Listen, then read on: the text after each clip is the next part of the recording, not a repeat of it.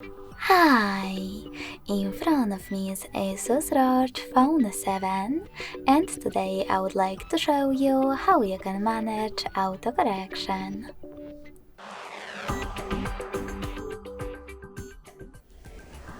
First of all, go into Settings and scroll all the way down to Access System.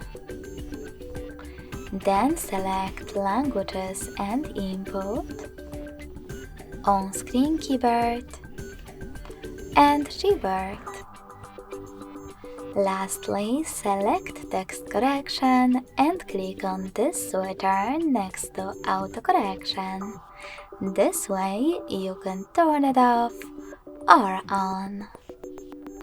Thanks so much for watching. If you enjoyed this video, smash that like button, comment and subscribe. Bye!